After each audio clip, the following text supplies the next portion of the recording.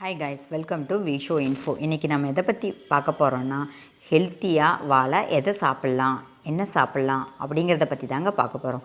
வீடியோக்குள்ளே போகிறதுக்கு முன்னாடி நீங்கள் இன்னும் நம்ம சேனலை சப்ஸ்கிரைப் பண்ணலைன்னா சப்ஸ்கிரைப் பண்ணுங்கள். அப்படியே பக்கத்தில் இருக்கிற பெல் ஐக்கானை கிளிக் பண்ணுங்கள். அப்போ தான் நான் போஸ்ட் பண்ணுற வீடியோ எல்லாத்தையும் நீங்கள் உடனே பார்க்கலாம். வீடியோக்குள்ளே போகலாங்க. உடலுக்கு தெம்பு வேணும்னா இதை நம்ம ட்ரை பண்ணலாங்க.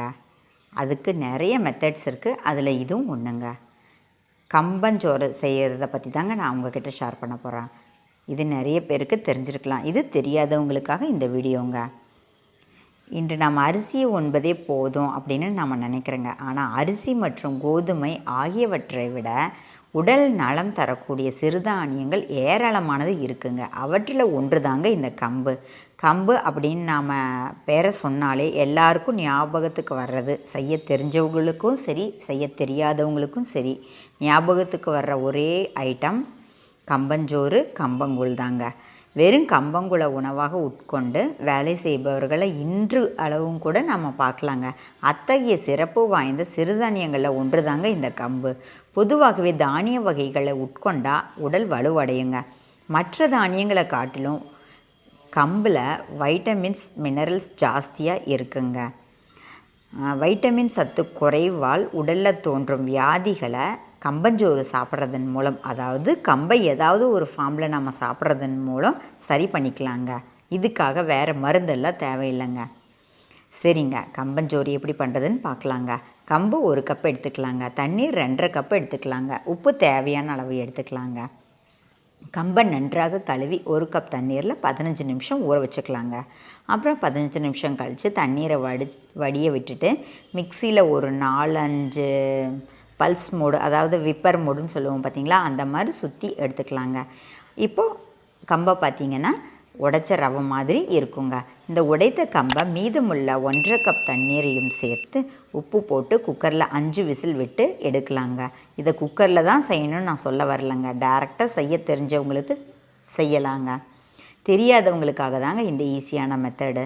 குக்கர் சூடு ஆறியதுக்கப்புறம் வெளியே எடுத்து பார்க்கலாங்க. அரிசி வேக வைப்பதை விட சற்று அதிகமான நேரம் இதை வேக வைக்கணுங்க. அவ்வளோதாங்க, கம்பு சாதம் ரெடிங்க. இதை கத்திரிக்காய் குழம்பு, மொச்சை குழம்போடு சாப்பிட்டா அருமையாக இருக்குங்க. இந்த கம்பஞ்சோற்றை கரைச்சி குடிக்கலாங்க. அப்புறம் ஒரு கரண்டியை தண்ணீரில் நனைச்சி சூடான சாதத்தை எடுத்து கைகளில் போட்டால் ஒரு உருண்டை வருங்க. அதை நன்றாக கைகளில் அழுத்து பிடித்து உருண்டையாக்கி தண்ணீரில் போடணுங்க. உருண்டை சூடு குறைஞ்சவுடன் வேறு தண்ணீரில் மாற்றி போடலாங்க. உருண்டைகள் 3-4 நாட்கள் வரை நல்லா இருக்குங்க. தண்ணீரை மட்டும் தினமும் மாற்றணுங்க. நீங்கள் ஃப்ரிட்ஜில் வைக்கிறதா இருந்தால் இந்த தண்ணீரை மாற்றும் வேலை கூட இல்லைங்க. அப்புறம் இந்த கம்பஞ்சோற்றில் தயிர், உப்பு, பொடியாக நறுக்கிய சின்ன வெங்காயம் மற்றும் ஊற வைத்த தண்ணீரை கலந்து கூழாக குடிக்கலாங்க.